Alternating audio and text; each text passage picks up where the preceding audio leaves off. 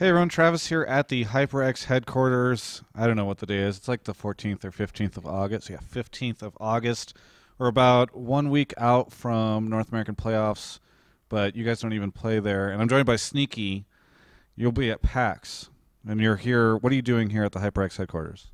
Well, we came over here to boot camp and do some interviews for HyperX. That's basically it. Actually, we also went on a Blizzard tour.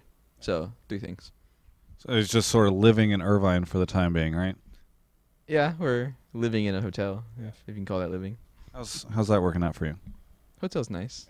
I had a headache yesterday, though, so kind of annoying. Now, I know CLG, they went to South Korea to boot camp. You guys went to Fountain Valley, California. Do you feel that the competition here is about what they're getting in South Korea? Oh, yeah, man. It's just, instead of at our own home, we're here getting all the other better competition. I don't know how CLG's doing. I haven't really talked to them. Actually, I caught up with Double Up a little bit on chasing the cup, but he didn't really give any specific stuff because he had to be generic. Keeping it all secret. But let's talk about you guys. What have you guys been up to here from a boot camping perspective? I mean, I don't need you to tell me like the specific strategies or whatever, but what does boot camping look like for you guys? Well, it's not that long right now. Usually when we boot camp, it's like at least a week, but this is just like 2 days. It's kind of just making sure we have a good practice environment while we're down here doing stuff for HyperX, and it's working out pretty well. We're just in this nice area practicing, doing our normal scrims, and playing the game. What do you think are your guys' chances at PAX? Like, where would you predict you guys will finish? Uh, Got a little scratch on your, yeah. Is that just like a stress thing? no, it was itchy.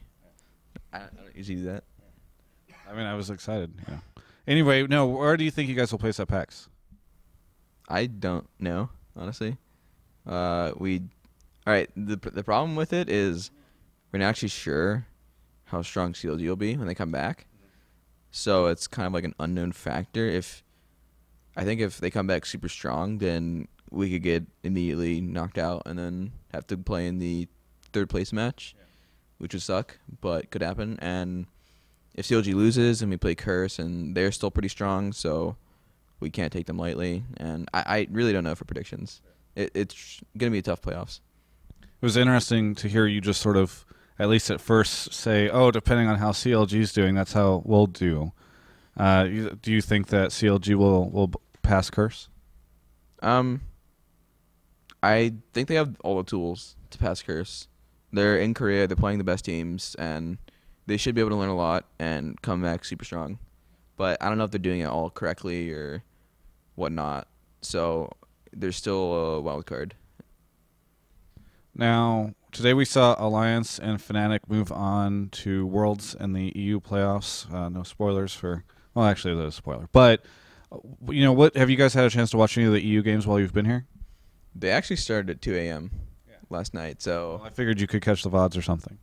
I didn't check the VODs, but I did check the results, and there was Alliance versus SK going on when I woke up. So I saw a little bit of it. Didn't see too much specifically other than picks, not really gameplay. I've heard they're really fun to watch, though. Okay. It went to 5 games the first set, and then 4 games second set. So, yeah.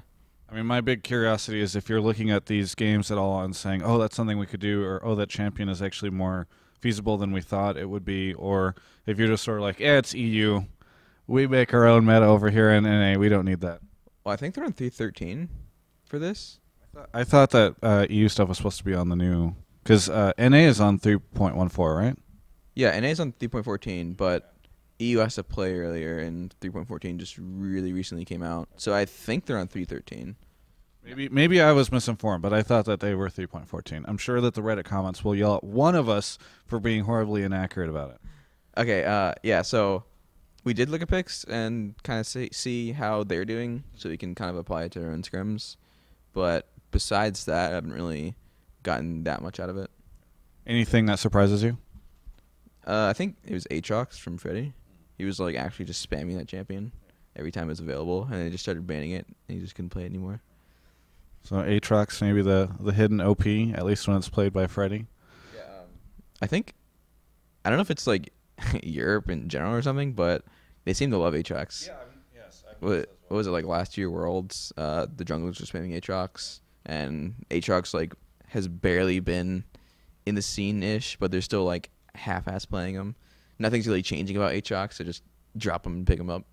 He just really appeals to that European culture. There's something about a strange looking demon dude that is really just attractive to Europeans. Now, I'd like to know what you guys have been up to prior to this boot camping thing. Like, did you guys go on a little break or have any chance to calm down? You went to KCON, and I saw you guys there playing against the Koreans. But, yeah, I mean, other than that, what have you guys been up to? We just been normally scrimming on the weekend, which was KCON weekend. We did that basically and took a little bit of a break. It was not really a break because it was 2 days and we were doing stuff on each day. So besides that, we just been scrimming and just practicing as hard as we can. Very good. The final question I have for you is, what was KCON like for you? I didn't really do much there. I went there for only the CJ Frost versus C9 event, and then I think we went backstage to meet some of the K-pop stars, and that's all I did there. High and Balls did a lot more, and I think Lemon stayed for the concert along with High and Balls, and then me and Mitos didn't go for the concert. So you guys aren't. I just heard Medios whisper, yes, I did. So are you lying? I have no idea, honestly, because I wasn't there. I just heard another whisper from over there saying he was there. Yeah. So sources have informed me that Medios is there, and I've caught you in a lie, Sneaky. Do you any reason why you would lie to your fans like that? I am misinformed. Yeah. I am not lying. Okay. It's really one of the same, I think. Do you have anything you want to say to anybody out there, anyone in the world that, you could say something to? The aliens on planet Mars, Yeah, we broadcast it to Mars, so. welcome. Now, thanks to my sponsors, HyperX, Alienware, Logitech, Air Force Reserve, and I think that's it, Homejoy. Good. Well, thank you so much, Sneaky, for the interview. I really appreciate it. You can check out the rest of our coverage of everything leading up to NA playoffs at ongamers.com.